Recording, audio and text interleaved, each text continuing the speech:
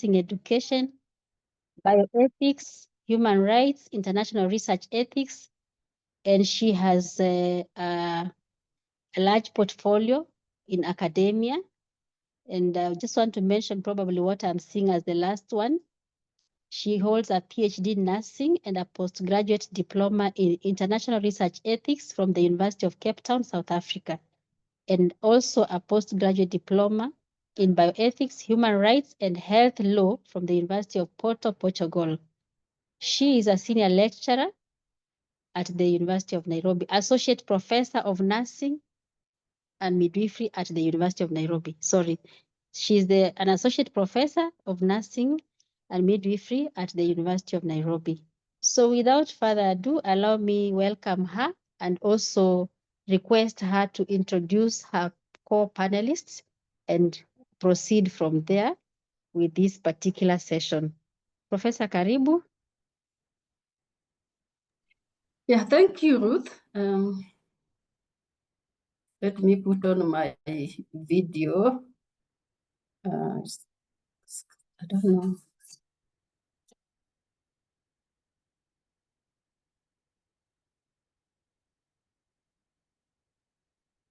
Okay, I think the office is a bit dark, but you can be able to see my face.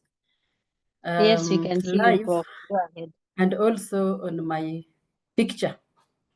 So thank you very much for joining us this afternoon. We are very honored to have you here. Ruth has already said the title of our presentation today. I'm privileged to have with me 5 members. We work on this project, but currently we are 3 of us who will be presenting because some of us had some other commitments.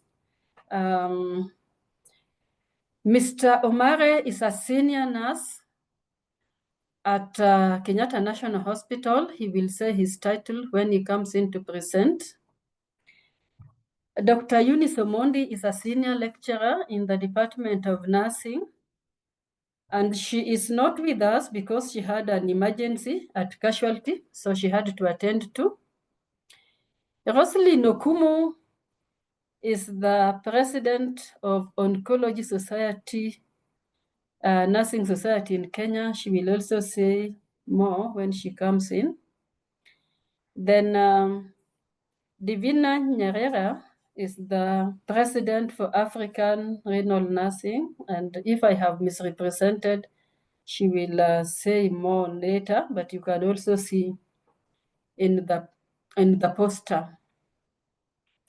We want to start now, and I wish that we could have the first slide on.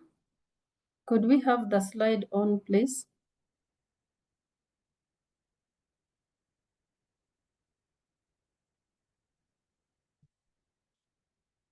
Okay, so can we go to slide number 2? Okay, the purpose of our presentation this afternoon, you will allow me to put off my video for the purposes of transmission. So this afternoon, we want to provide insight into the current gaps, strengths, and opportunities identified in phase 1 of the quality improvement study. We also want to demonstrate how enhancing mental health competencies can improve quality and outcomes in caring for patients diagnosed with cancer. Second slide, please. I want us to start with a case scenario, the case we are calling Meet Sarah. Sarah is a 52-year-old woman who was diagnosed with stage 3 breast cancer. She lives in a semi-urban area and is undergoing chemotherapy at a regional cancer center. While she tolerates physical treatment very well, she has started showing signs of mental conditions. One of the signs is withdrawal. The next one is insomnia. The last one is frequent tearfulness. Her oncology nurse notices the signs that she's showing, but feels uncertain about how to respond. And as nurses, usually, we encourage our patients. So the oncology nurse briefly encourages Sarah and refers her to a mental health unit. But we know that in our public health institutions, there are very long queues. So Sarah gets a very long queue, and because she's fatigued and tired, she does not follow through. Next slide. So over time, Sarah begins to miss appointments. The day she appears, eventually she tells the nurse that she's considering stopping treatment altogether. When asked why she is doing this, she simply replies, "What is the point? I feel like I'm already dying inside." Next slide. So this case then tells us and will help us to get into why of this study. First, we see that there's psychological distress and depression, and we know that these are common among patients with cancer. Oncology nurses are often the first point of contact, and this we know when they come to the clinic. Yet, many times, the oncology nurses do not have sufficient knowledge on how to manage the mental disorders of these patients. We therefore see then that there can be missed opportunities for early intervention, and this can lead to poor treatment adherence, as we have seen in the case of Sarah. It can worsen outcomes and can lead to lower quality of life. We also learned that building mental health capacity among nurses is not just an enhancement, but is an essential initiative for quality cancer care. We now want to move into the next slide of the background.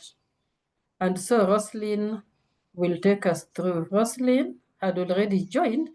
Ruth, kindly ask the IT personnel to help Omari. He's in, but the sounding system, he cannot be able, he's not seeing the icon to unmute. So if it's sorted, I'm already in. Thank you.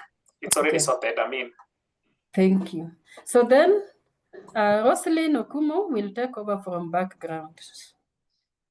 Thank you very much, Prof, and even for giving us a very interesting scenario of the real picture of the situations that we get in our setups, and we probably miss such scenarios like Sarah. And this is a very timely discussion just to get our capability as healthcare workers to be able to detect and even support patients in terms of mental health in cancer. So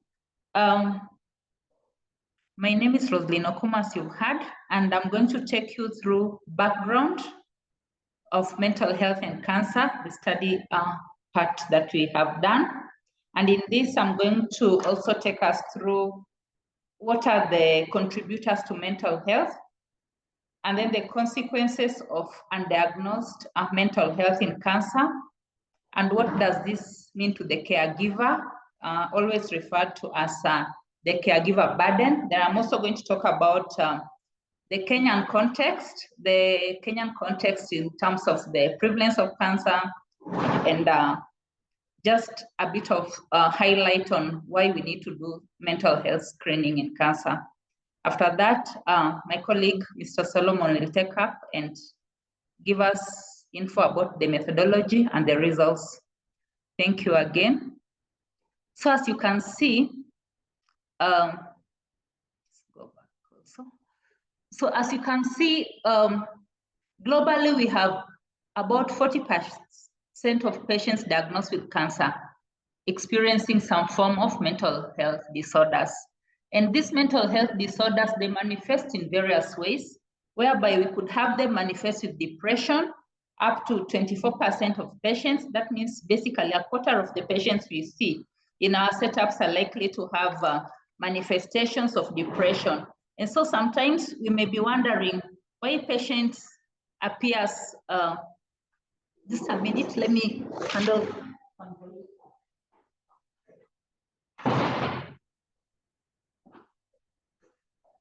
Okay, thank you. So in some situations, as a clinical nurse, practitioner, or healthcare provider, you would be wondering, why is this patient always appearing sad, and you have done all the best in terms of providing the care and even education? So that is an alarming signal that probably you need to find out, why do they always feel sad? And some of them, as much as you try, they're feeling hopeless, and they don't even see their value. And some of them still appears just fatigued. Maybe from the medical perspective, you could think the patient is doing well. Of course, we know fatigue would be a side effect, but it also a manifestation of depression. So if it is persistent, it would be important to probe the patient. It would also be important to know some patients would just suddenly start appearing withdrawn from the activities they liked. So we know that they are the effect of treatment that would contribute to this. And so it is important to know if it exceeds what you would expect. Maybe after 3 days of chemo course, you expect them to rest for 1 week and get back. And so you see the patient consistently remaining withdrawn, you need to maybe consider doing a lot more to find out if they're depressed. And then in terms of anxiety, some patients will just tell you they're feeling anxious, and that is even good. If they tell you they're feeling anxious, it's important to find out, so what does that mean to them? And some of them may not tell you, but they're just irritable. Everything, they're ready to dispute, they're ready to quarrel. So those are signs that they're just worried, they're just anxious. So it's important that we be patient with them, and we be thinking, could there be a mental health problem that we haven't sorted? Is it a psychological distress? And then some of them would be manifesting with post-traumatic stress disorder, and that would be up to 15%.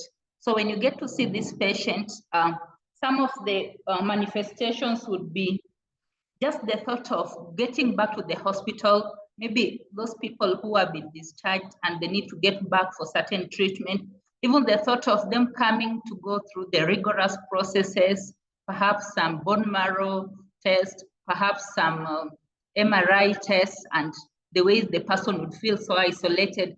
So the thought of the hospital already brings those bad memories. So sometimes you see the patient getting reluctant just to take certain procedures. And when we see all this, of course, we should be anticipating that there might be an underlying problem that we need to look into. And so what are the contributions, or rather the drivers to mental disorders in patients with cancer? So it starts from, as we've said, almost 40% of patients diagnosed with cancer would have some form of mental disorder, or rather mental health challenge, we can call it. So some that would be so direct would be the site of the tumor, or rather the location. Where is the site? Is it a brain tumor? Then we know it will directly impact on the mood and the cognition. And is it a metastatic tumor? Then again, would know that perhaps it would make to the brain, and then somebody would have those cognitive presentations. However, just the site would be, maybe the patient has a breast cancer and she's gone through a surgery, or she went through a colonoscopy, and the thought of having those additives, maybe thought of a prosthesis, the change of looks, all already give them trouble. And so it's important to know the site, and then the type of cancer, and then the effects of treatment. We could have patients go through chemotherapy, and then would have those immediate side effects. As I said earlier, we would expect them maybe to get into myelosuppression with fatigue. And we expect that if we check on the blood count and we boost where there's need, then they should be able to pick up. And then we would also expect that if they're having radiation-related fatigue, we would expect to teach them over time on how to handle and to be able to take care of themselves. And so one of the things then that you'd want to talk about, for example, when they're having the effect of treatment that is bringing in fatigue, would be to tell them to try and do a little exercise, try and do a little work. If you see that is not, patient is not complying, and your assessment is, the parameters are within the normal, then you'd think perhaps there's something that has not been attended to. And then another thing would be pain. Pain that may be physical, pain that may be psychological because of the challenges they're going through, the processing of the emotions. And then we'd have the psychosocial factors. And psychosocial factors are also very varied. They could be emotional aspects, and they could also be social in terms of how are the relatives, how are the friends perceiving them. And so when they feel that they're not fitting within their previous status, it would be a concern. So what are the consequences of undiagnosed mental health? And as we've said, we have about 40%. Unfortunately, they are often undiagnosed. And why are they undiagnosed? Because when you're treating, like you've heard of our core modalities of treatment, we are not thinking that there could be a mental health. So the level of suspicion of the nurses and the clinical care providers hardly goes to perhaps there's a mental disorder. However, good enough, we sometimes think there's a psychological distress, and we have our palliative care nurses set in and come to support the patients. We also have nurses in cancer care who are so broad, because the people who may be trained in certain form, maybe pain, psychological, but the people who have learned on job. So the suspicion index then is very low. So when we see patients with the previous complaints, you said we need to think beyond the usual. And so what are the consequences then? The consequences would mean the patient is going to have reduced quality of life with persistent fatigue, emotional distress, a lot of crankiness, if I may use the term, or irritability, and just feeling hopeless. The non-compliance with cancer treatment, increased risk of suicide. And non-compliance with cancer treatment is a common challenge. If you are in a setup whereby you can be able to call the patient and find out a reason why they're not coming, please do find out. And when they come and maybe they're not able to open up to exactly what happened, let's try to be patient with them, because they may just be going through this roller coaster of emotions. And some indeed have had tendency of suicide. I even heard of a young adult who literally called a care provider in the middle of the night and said, now I'm ready to die because I feel I'm a burden to my relatives. Now you are the care provider in the middle of the night. Do you think this would be something to, like an emergency? So it's a good thing to think about.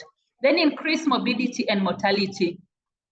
You find a scenario where a patient is always coming to the hospital and you're about to discharge, and then they come with another complaint, and then you treat and you're about to discharge, and then another complaint. So you wonder, Kwani, am I not giving everything correctly? Think of it, could there be a family thing that maybe even happened 10 years ago? Could there be any relationship issues or any other distress they may be going through? And would it be one of the reasons why the moment you want to release them to go home, they get a reason to hold on to the hospital? And that was a good scenario. We were discussing a case yesterday like that with my palliative care team in KNH. And then increased mortality. If all this is not sorted, then they will definitely get premature death, not necessarily because of cancer, but because we did not diagnose the mental health and give them the correct support. Then there's the high cost of healthcare. As we've said, there's going to be prolonged stay, impaired social interactions, and that is just impaired social interactions. You know, the social, we have a social capital that sometimes also are able to help in either care at home or care within the hospital setup. So these are very important. And with the increased morbidity means increased cost of healthcare. Next. Another challenge then that also comes is the caregiver's burden. So the caregiver can be the people at home. It can also be the professional caregivers in the hospital. But of course, in this particular case, you're talking of the increased psychological distress that would appear with the caregiver. Because you know, this patient, when they are distressed, they are irritable, they are emotional and moody, they pass those, I don't know how it's called in mental. Yeah, they pass to the caregivers. And so the caregivers are also bound to be stressed because they're handling a very moody, sad patient who probably just does not seem to be responsive. And then the caregiver would also just get burnout because really increased morbidity. If a patient talked about their concern and then you tackled it, they would not be overly be coming into the hospital. And so they would also get burnout because they are also not being, care of the carer is not provided to them. But in addition, their patient is also not taken care of mentally. So the patient projects to them. So it's a challenge to us. We need to look into it and look into the effect that mental health would not only affect the patient, but would translate into the relatives. And then often there's unrecognized and unsupported patient needs.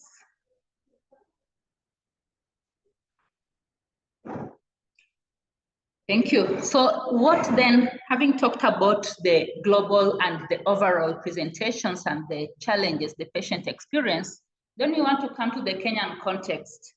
And as we all know, Kenya, cancer is the third leading cause of death after infectious and cardiovascular diseases. The second leading cause in terms of the NCDs. This can be found in our Kenya National Cancer Control Strategy. And we have the 2017-2023. So the prevalence of mental disorders, I think as at now, we have a prevalence of around 47,000 newly diagnosed cases within our Kenyan context.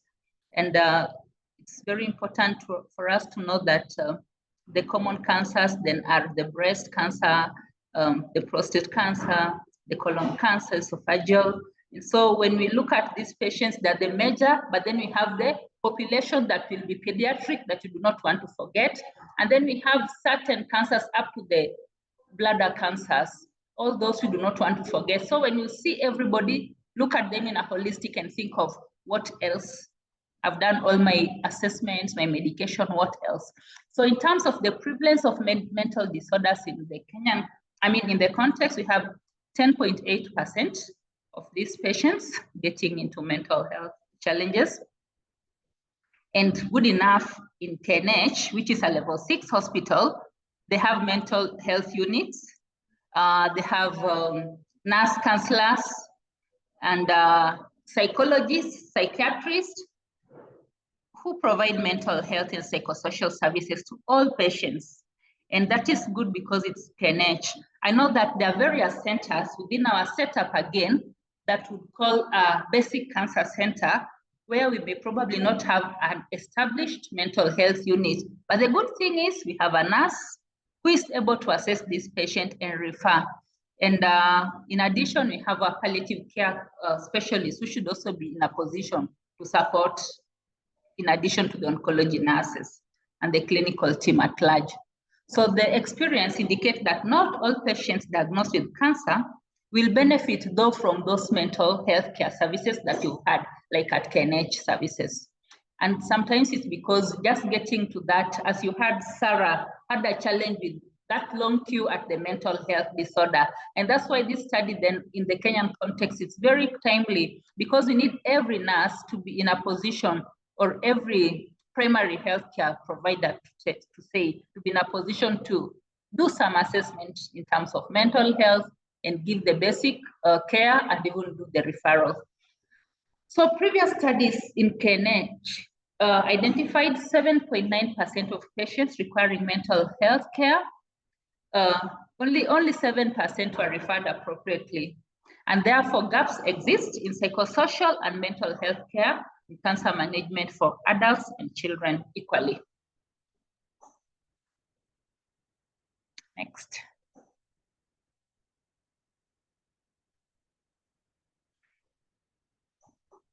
So again, in our Kenyan context, only a few initiatives will focus on mental health needs of patients.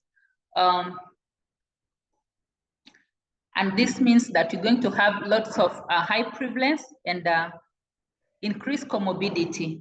We have cancer with comorbidities. Yeah, we actually have cancer patients coming with lots of comorbidities. In addition to the cancer, they may be having non-communicable diseases like hypertension, diabetes, but again, they also have mental health. Some might be having an underlying mental health problem, but some it might just be onset, and some it might be this depression and anxiety that we need to be able to look into. So what then do we need to do? We need to look at what does the SDG provide. SDG 3 talks about good health and well-being for all. And good health means psychological, emotional, physical. So as we are looking into this in SDG 3, we need to advocate for good health and well-being. And just again to reiterate that our Kenyan cancer control strategy and generally the treatment protocols and the principles of care require that we give holistic and quality care to patients. So that's why we are here to think of mental health.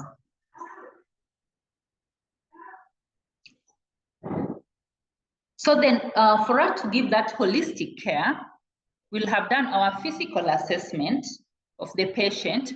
We will have done our parameters of the patient, and perhaps they might all be hemodynamically, and all those other parameters would just be fine. And then you think patient is just being difficult. And as I said, you might find that there is something more. And that means we need to go further and do certain forms of screening. And so this brings us into mental health screening for patients diagnosed with cancer. So screening patients should be done at first contact, especially for detection of mental disorders. However, it is hardly carried out. I've seen certain centers, for example, KNH, they've had the navigation program that was able to bring in the distress thermometer that has been used in some patients. And when this is then utilized, the nurse or the primary healthcare provider is able to determine what are the priority of the patients in terms of their psychological needs. And I'm sure we'll be hearing the results on how that is coming up. And so failure to screen means you're not also going to diagnose the mental health disorder. And therefore the patient and their family are going to get into psychological distress, and it will be very difficult to have them even get out of the stress. So up to 24% of depressions in patients receiving cancer treatments are undiagnosed. And some of the barriers then would include knowledge gaps and limited training and use of screening tools. Yes, knowledge gaps because sometimes we are not able to know how best to determine at what point do we now talk about it as mental disorder, or rather needing more investigation. And so unlimited training and use of screening tools, and mental health has lots of screening tools. I'm sure at the end of this study we'll get some that we can quickly use in our clinical setup, just to give us a baseline and direct our study, our care.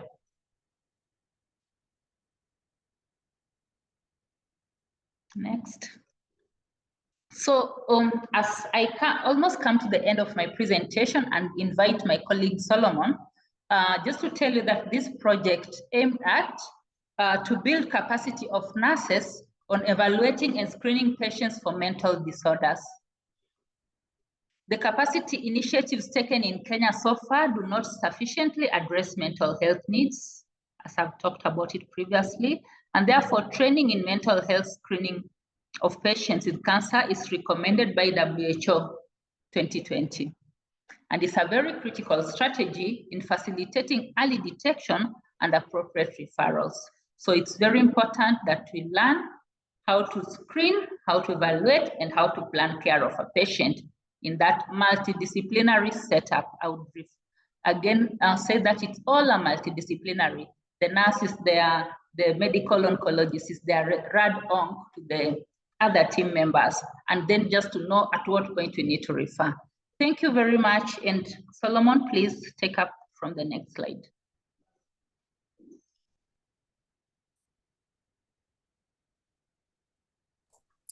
Thank you so much, Roslyn and Professor Waguru, for taking us through the first part of this presentation. My name, as it has been mentioned, is Solomon Umare. I'm a senior nursing officer, a clinical oncology nurse specialist currently working at the Cancer Treatment Center of Kenyatta National Hospital. So based on the presentation, on the background and the case that Professor shared, and the problem statement that has been presented by my colleague Roslyn, we conceptualized to carry out a quality improvement project. Generally, in quality improvement project, we look at it as an approach where you want to identify a problem that is based on data, implement a change, and then measure the outcome to see whether we are making possible intended changes. So in this case, we conceptualized a quality improvement project, which we had specific aims. The aim number one is to conduct a baseline survey on nurses' ability to support the mental health needs of patients with cancer. That one is in bold because we've already conducted that survey, and that informs the reason why we're having this webinar to present the results that is based on the baseline survey that we conducted. And as I've mentioned, that in quality improvement project, we are using data so that it can inform the changes that we need to take. And then from the baseline survey, we intend to conduct to train nurses on identified gaps, that is in terms of knowledge, attitudes, and skill on the practice, so that we can train nurses on identified gaps in knowledge, skills, attitudes, and the practice of screening mental disorders and appropriate referral for mental health care. And then lastly, to evaluate the effectiveness of training program in building capacity for nurses to support health care of patients with cancer.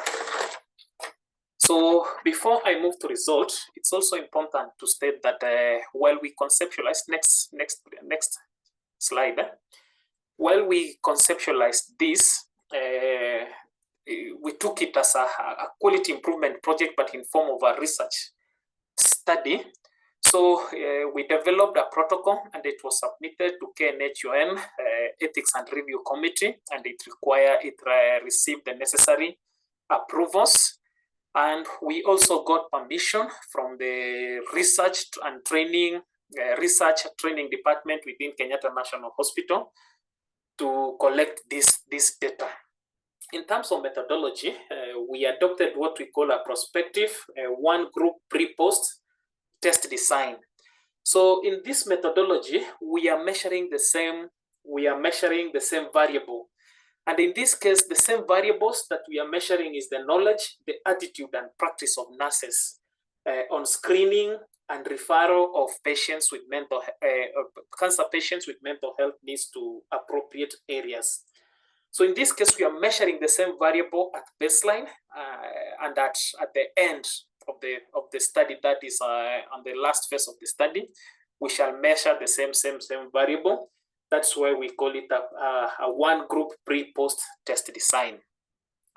So this study, this quality improvement project is being conducted at the Kenyatta National Hospital. And our main interest is on cancer care service delivery points. So it's not necessarily the cancer treatment center, but we are including all the nurses working in the oncology units within the Kenyatta National Hospital, both adults and pediatric units, both wards and clinics. We also did data abstraction, so we used the patient files. So the data collection tools we used, surveys, the questionnaire surveys in which we assigned, it was a self-administered survey that we gave to nurses working in those units. We also conducted a focus group discussion, and we did data abstraction from the patient files, measurely to measure practice. Next slide. So on the data analysis of the baseline, quantitative data, we use descriptive statistics, that is on the demographic variables of the nurses. And then we summarize data on knowledge, attitudes, and practice on screening and referral for mental health care scores. In terms of confounding variables, because we acknowledge that in any research study undertaking, we are going to find confounding variables. So we controlled that by employing analysis of covariance models. The qualitative data that we obtained was analyzed thematically. Next. So these are the results of the baseline that we did in the cancer treatment centers. So the first part, it shows the survey, the survey questionnaire that we ran through on the nurses. As you can see from the results, most of the participants were aged between 30 and 39 years. That represents 47.1% of the participants. And that's quite a relatively experienced age group, and it corresponds so well with most of the variables that we have at the Kenyatta National Hospital. In terms of the gender, most of the participants, 62% were female, and actually that's a fact that we can relate with. Most of the nurses in the country and even globally are female. Next. So in terms of education, a majority of the patients have a post-basic diploma in oncology, and others, we also had 7.8% of participants with an MSN in oncology nursing, 36.3% have a BSN. In terms of specialization, we have different specialties that rotate between palliative care nurses, but oncology nurses were the majority. Sorry, general nurses were the majority at 67.6%, closely followed by oncology nurses at 22%. Next.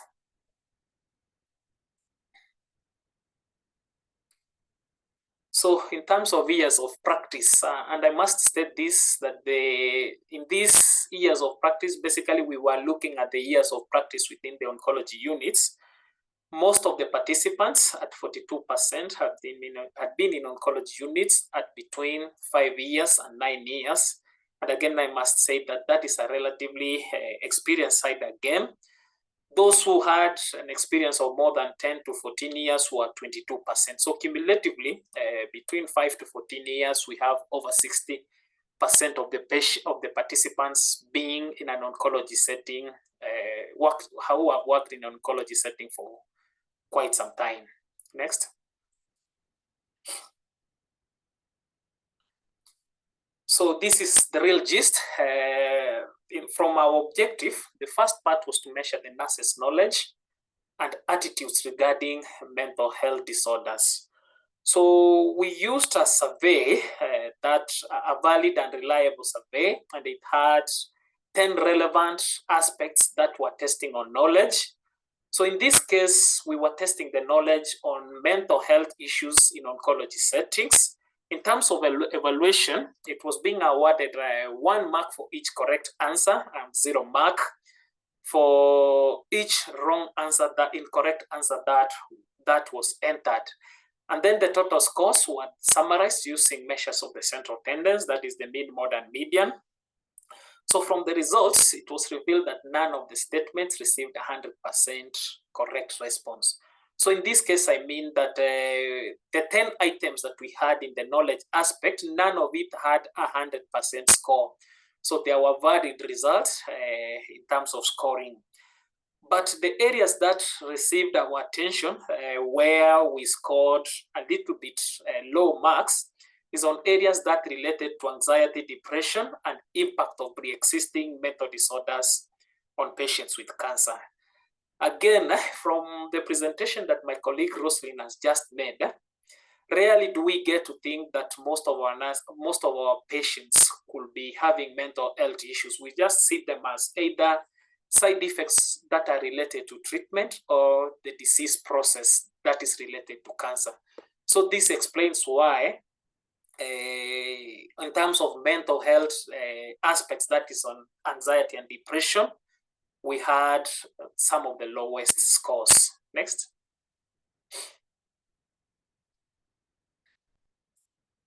So on the attitude, we used a Likert scale.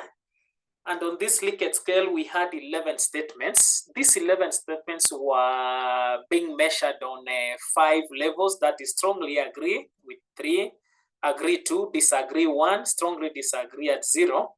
So the aim of this Likert scale was to measure the attitudes. So in terms of exchanging that, of calculating the positive attitude, we converted to a score of equal or greater than 50% to represent a positive attitude. Next.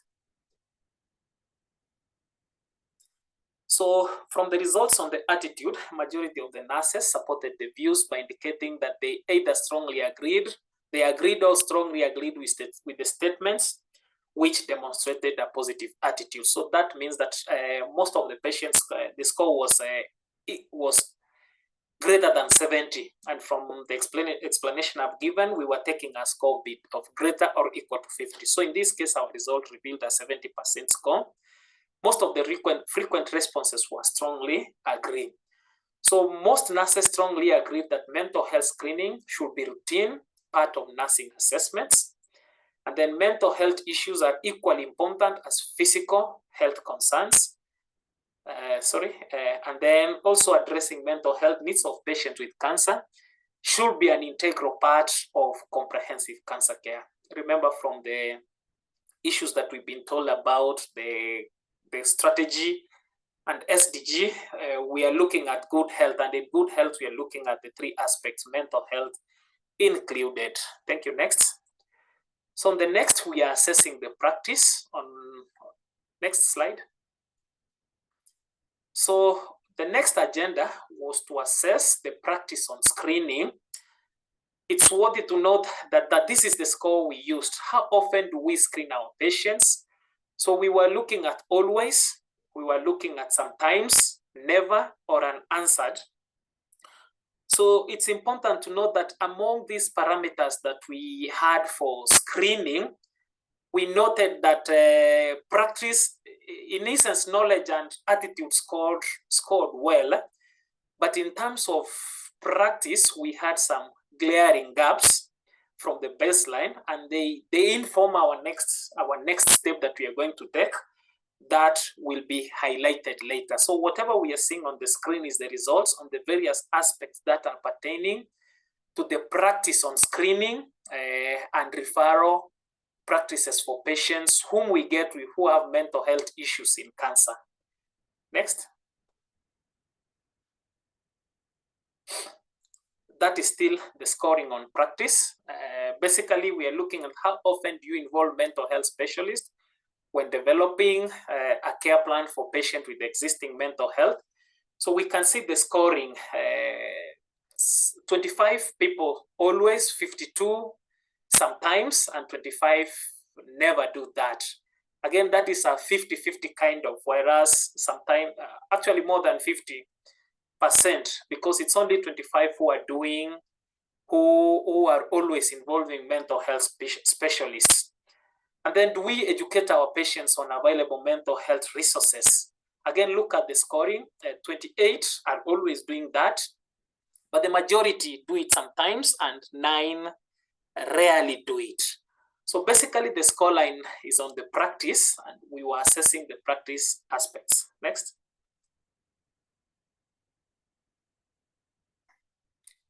So after assessing the practice aspects, we wanted to find out what exactly happens on the ground.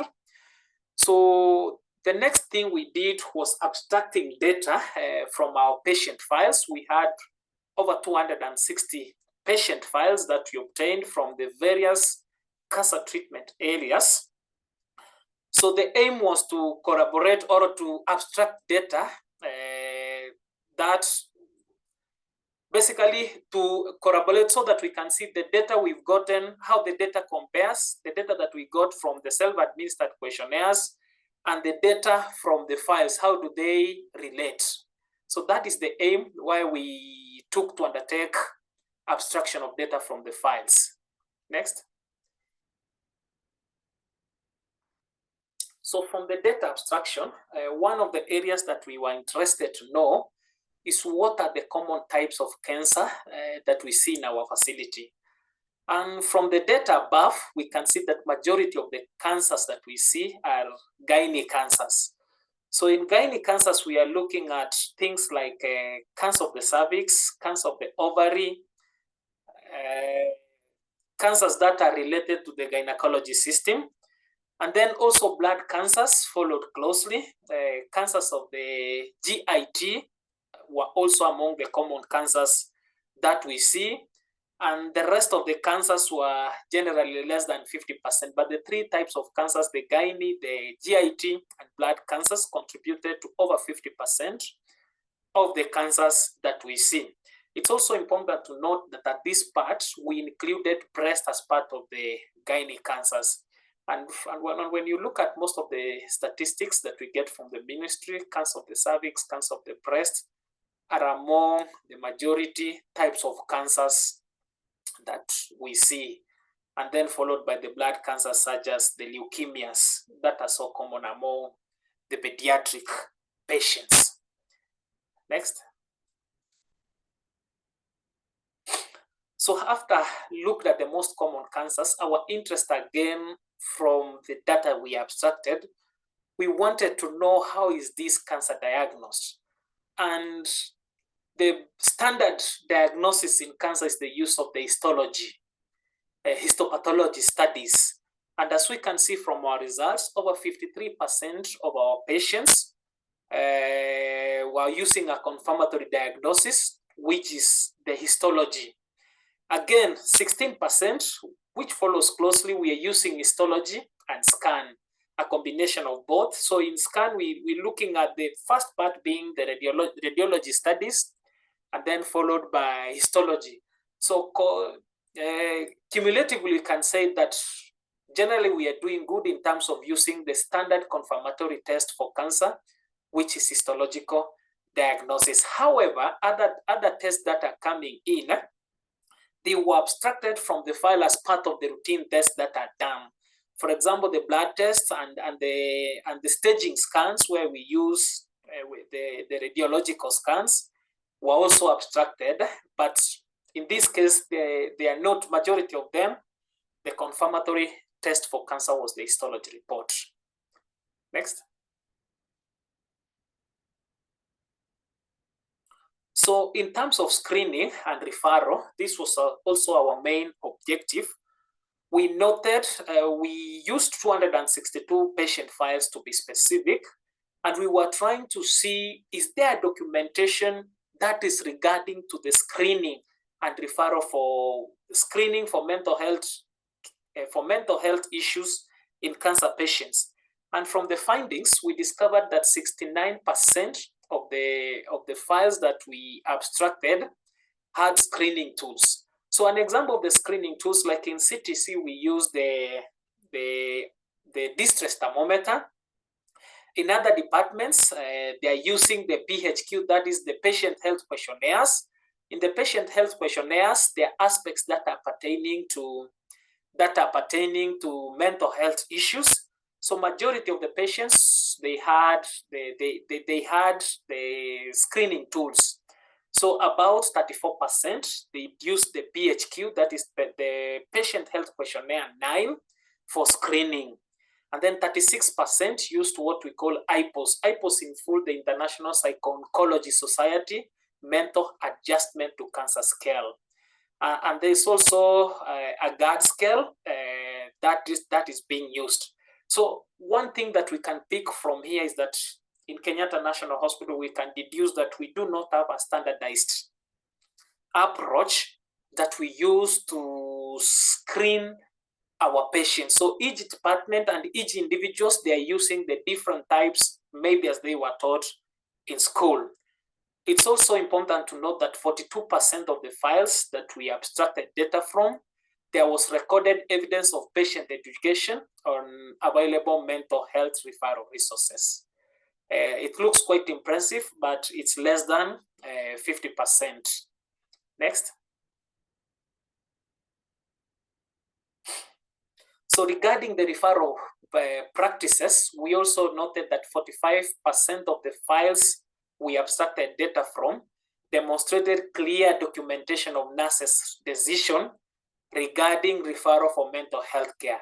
So in this referral for mental health care, a majority again were being referred to palliative care units to see a palliative care specialist. And then we also have the psychologist within the unit. So there was an evidence of clear documentation where our patients, 45% of our patients were being referred to be reviewed by the either palliative care specialist or the psychologist stationed within the unit. 41% of the files had documentation on referral communication. That is where a nurse directly communicates with the patient regarding referral to see a mental health specialist. But when we talk of 41%, it's also important that communication is only complete when it's two-way. So from the 41% who had communication referral, only 38% showed documentation on referral communication with the mental health profession. So as you can see again, our data, we are going down from 45% who are screened to 41% where communication about mental health is done to 38% who have a complete communication. Now they are referred to a mental health specialist, and then there is communication to that effect that they saw the mental health specialist, and a treatment plan on mental health issues is established. Again, it shows that there is a gap in terms of referral practices. Next.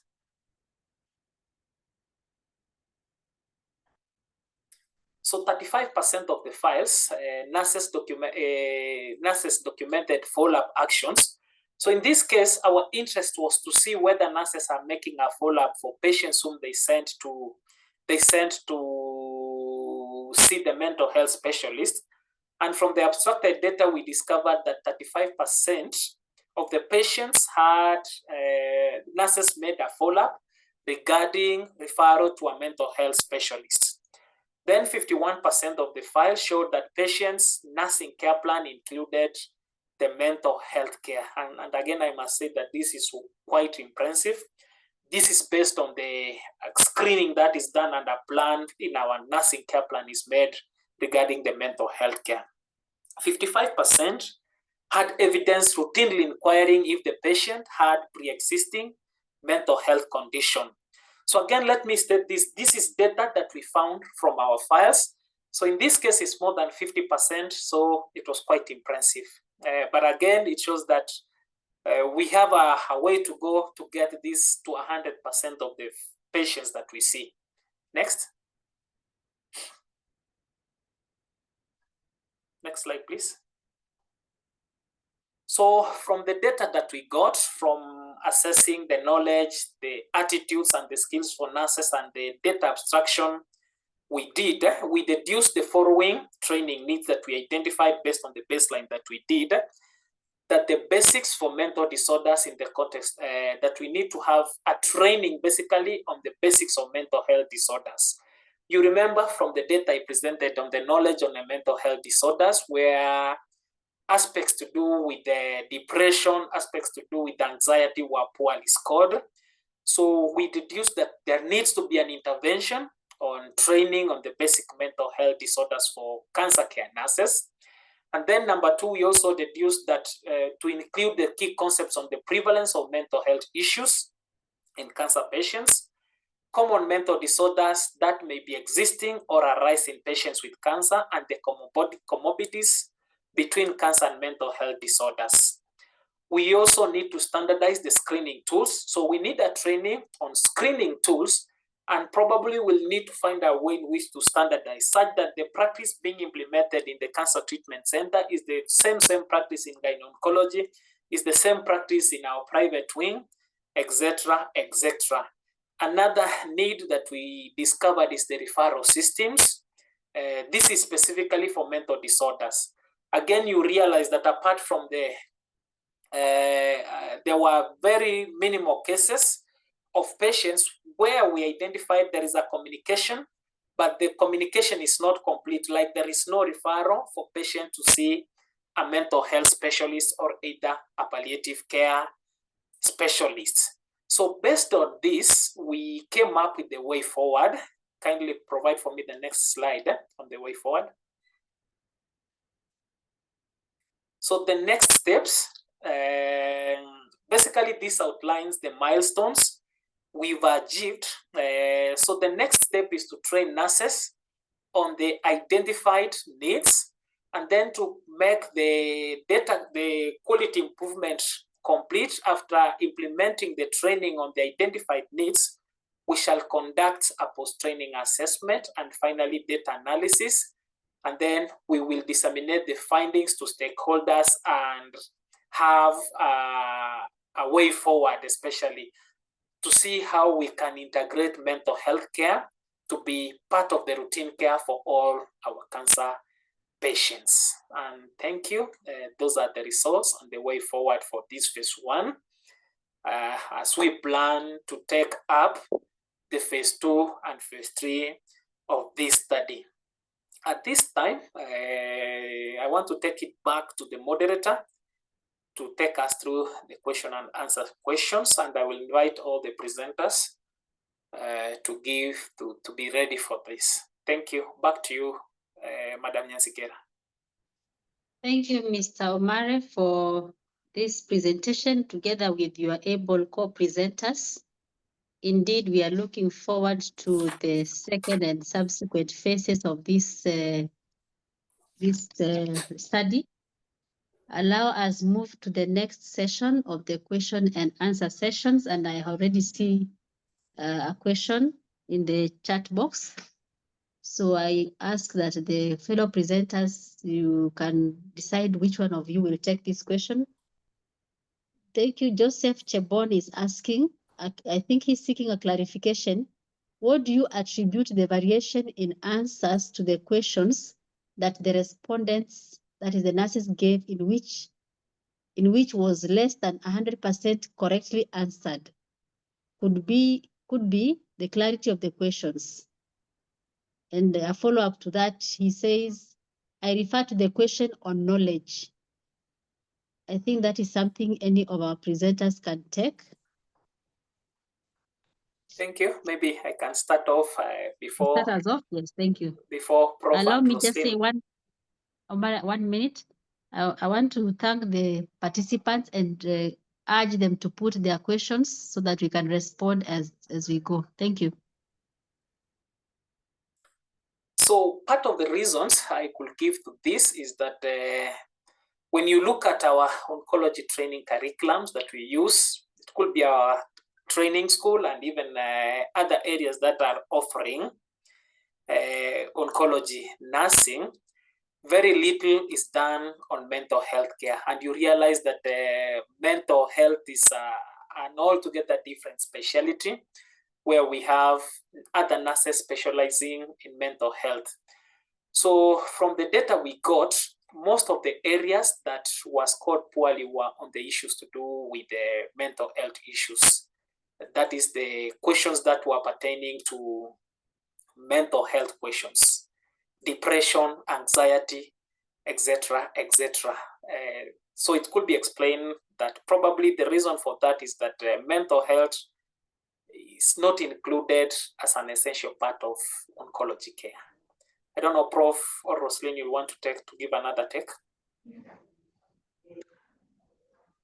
Yes, Solomon, I agree with what you're saying. And as I said earlier, we perhaps do not have that thinking that our patient could be undergoing through mental health, even as part of, as an effect of the diagnosis or treatment. So perhaps we need to just ensure that we are more enlightened, the primary healthcare workers at large are more enlightened and able to have their suspicion index of mental health in addition to the other side effects that they're likely to see or the treatment effects. Thank you. Okay, thank you very much. May I make a statement on especially the part that's saying, could it be the clarity of the questions? We did what we usually do in research when we develop tools for data collection. we test them for validity and reliability. We do this by having we did this by having pretesting the tools with some nurses to determine the clarity of the questions. We also did this with our statisticians when we calculated the reliability. So we confirmed that the tools were okay and the questions were clear. So the issue of clarity of the questions was looked at. And not only for questions of in knowledge, but for all the tools that we used to collect data. Thank you. Thank you. I believe that has been well addressed. Another question is from Winfrida Junge. Please shed light on the target population, study population, sample size determination, and sampling procedure. I know some of these aspects were mentioned, but no harm just revisiting briefly in summary so that you're all on the same page. Thank you. Thank you. This is a quality improvement project, and our target population were the nurses working in oncology units. So that is why we say that it is a capacity building initiative for nurses to support the mental health needs for individuals with cancer. So basically, our target population were nurses working in oncology units, not necessarily cancer treatment center as a department, but all oncology units within Kenyatta National Hospital. Being a quality improvement project, I think Prof will respond on the, Prof is going to respond mostly on the sampling. What we did was more of a census sampling. We were trying to find, majorly, it was more of a census, those who were available, and we were trying to reach as many as possible. Prof, I don't know whether you have anything to do to add on the sampling.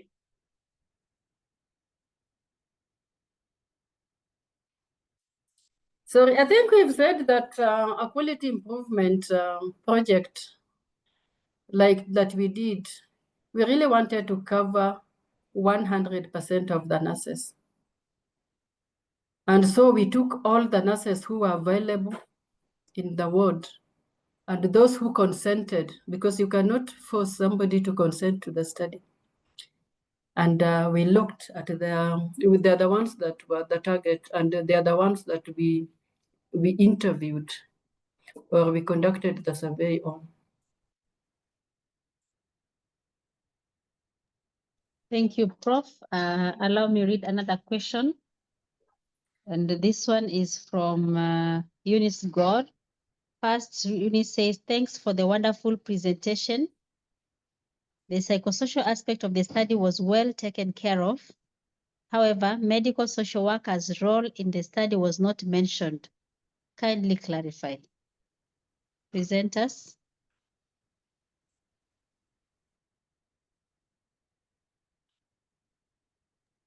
Roslyn, do you want to take on that before I respond? Or Solomon? Medical social work, their role was not established. It would be interesting to know what they think was not well articulated so that we respond appropriately. Because as I say, we did this study on the nurses. However, we are cognizant of the fact that even medical social workers fall amongst primary healthcare workers who then would be empowered just like the nurses. And being that this is our pilot, our baseline study, we probably would escalate to ensure that when we'll be doing more assessment and implementation, we'll reach out to them. Prof, I hand it over to you.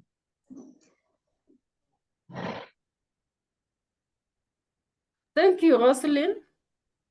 We may first, thank you for that question. It's an important question, but we want to start by looking at the study title.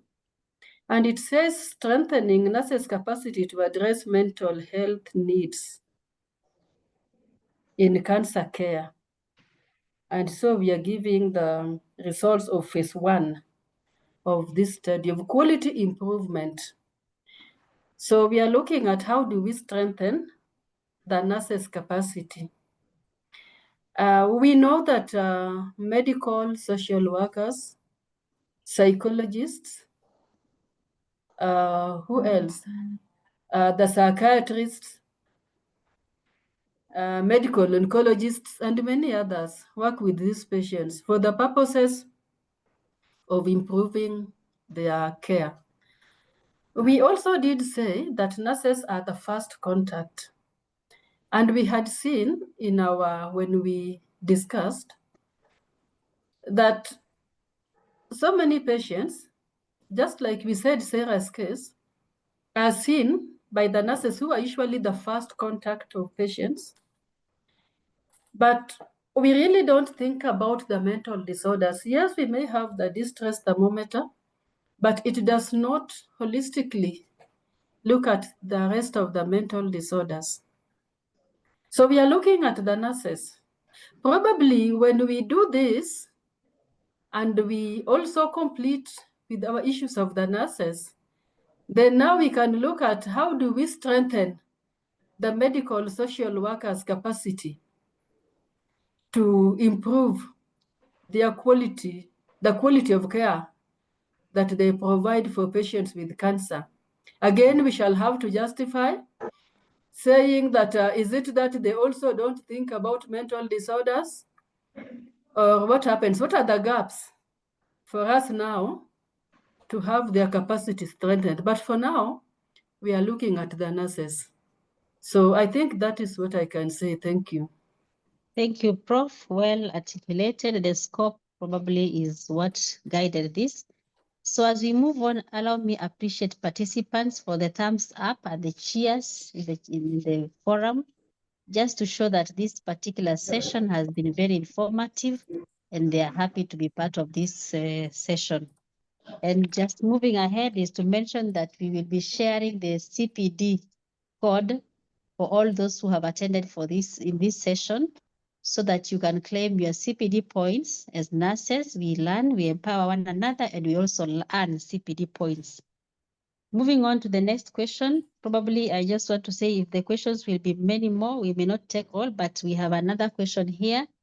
And this one is from Winfrida is coming back again. No, I missed that. Anonymous attendee. Attitude is often considered difficult to assess and needs a unique approach where the researcher needs to genuinely and closely monitor the responses, that is in brackets, genuine or not, from the participant in order to avoid biases. We may have a comment from that. Allow me read the remaining two other questions and our panelists can choose whichever they want to address. So again, going over this question is anonymous attendee. Attitude is often considered difficult to assess and needs a unique approach whereby the researcher needs to genuinely and closely monitor the responses from the participant in order to avoid biases. The panelists prepare your answer to that or your comment on that observation. The other one is, what is your opinion on this concept? I think anonymous attendee is following up to his or her question. Frederick Nganga, beautiful presentation linking the mental well-being with the other aspects of health and disease. Thanks, Dr. Mugo. We appreciate that. So we go back to the question on attitude and how difficult it is to assess. Panelists?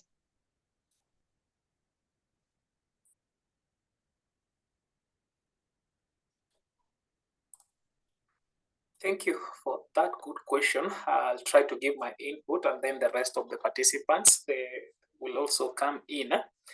It's indeed true, as the anonymous attendee has just alluded to, that it's difficult to assess attitude. But it's also important to know that attitude is subjective. And in this case, we were using the self-administered questionnaire. And our intention is that the responders were being truthful as they can, because it's normally difficult to control how they respond. So we take it as it is. And from research, the Likert scale provides a very appropriate means of assessing attitude.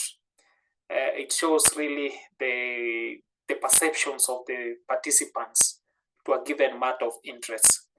So yeah, much as it can be difficult, but the Likert scale provides a very appropriate way of assessing attitude. So in this case, we use the Likert scale that had scores, as I had alluded to, that were ranging between strongly agree to strongly disagree. I take the question to other presenters. Maybe they have an opinion to that, Roslyn.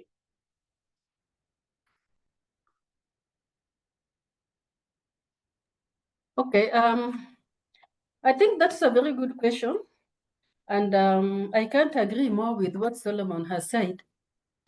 Usually the problem with using the Likert scale is that if you have an odd number where the middle one is neither here nor there, then it's very difficult because some people will use the midline where they don't know. In that case, then it becomes very difficult. But if you use the current system that we are using, that we used, we had the 4. So there is no in between. And generally, me, when I use the Likert scale, I don't use the odd number.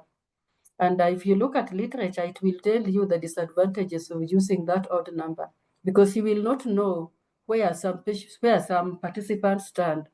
But if you use the even number, that as we use the 4, so you either strongly agree or agree. And then you don't agree, you disagree or strongly disagree. So we don't have a middle point that will cause confusion. So those who have agree and strongly agree usually have a positive attitude. So then it can be quantified, and we use the Likert scale. The other thing that we can do, like in a qualitative study, and we use this, then we can do what is called we can do member check. And part of that is what we are doing now, that we are presenting our findings. So the members or the participants are in here. They can also say if this represents their true situation or it does not present. The other thing that we do is you disclose, like us, if you have any interest, conflict of interest, then we can be able to disclose that conflict of interest.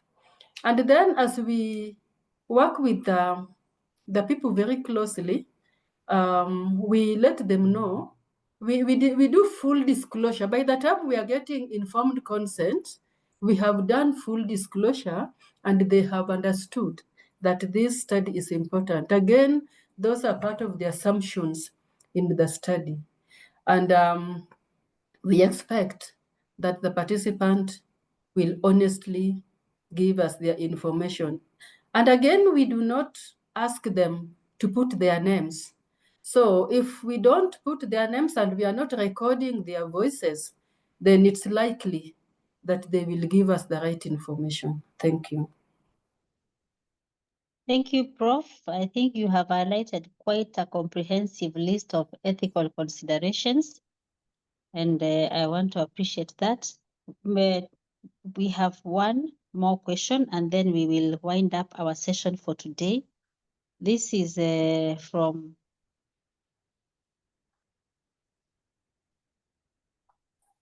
one is a comment, Jonas Onguko. It says, thanks for an amazing presentation. Again, this is echoed by many other participants. The last one is more of a question that is individualized. Kindly, do you offer, from Jane Mwangi, do you offer CPD certificates to lab technologists? I'll take this chance to answer that last question on behalf of the panelists. That may not be possible for now for lab technologists to be given points from the nursing council, but I have a technical person here, Mr. Nelson. He can respond to that. Thank you, Nelson. Just responding to the lab technology question. Please note that we are in the process of finalizing the CPD accreditation with your board. So very soon you should be getting notifications on the sessions you have attended and how many points you will be able to see on your account. So we are finalizing that with the team at KML TTB, and soon you will be able to receive your points. We won't be issuing certificates. Thank you, Nelson. It's the power of teamwork here. And with a few minutes left, allow me, participants and honorable panelists, allow me to bring this session to a close with a few remarks. One is that we want to appreciate and acknowledge the wealth of knowledge shared in today's forum. And as I started earlier, I said that as KNH Nursing Standards, we are running the nursing series through the KNH UON webinar.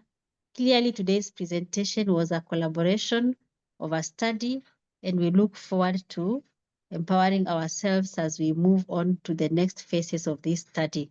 So the panelists, thank you very much. Pass our appreciation even to the panelists who are not present. And we also want to appreciate the KNH Nursing Standards team headed by Mr. Koisok. Thank you so much, members, for putting this together. A lot of to and fro has been to ensure that we have such a wonderful presentation, well organized, well coordinated. And I wish to mention that we have an officer who is responsible for coordination of our CPD for nurses in KNH, that is Mr. Franklin Babu, and he's very instrumental. Should you have any challenges on claiming your CPD points, feel free to reach out to us in the office and specifically to him. Our office, Nursing Standards, is on 6th floor near Ward 6A and B, and we are here to empower nurses. Finally, and not least, I want to appreciate sincerely our technical officer, Mr. Nelson. He has made this very, very, very, very efficient, very effective, and we are happy that we have come to the end of this session. Members, this marks the end of today's presentation, but as I said, we look forward to the subsequent steps as highlighted by our presenters in this presentation. So we will be back with more of this and more of other content that is going towards building nursing education, nursing practice, and nursing research. Asanteni sana, and I wish to end this session at this point in time. Thank you. Bye-bye. Thank you, everyone. Bye. Thank you.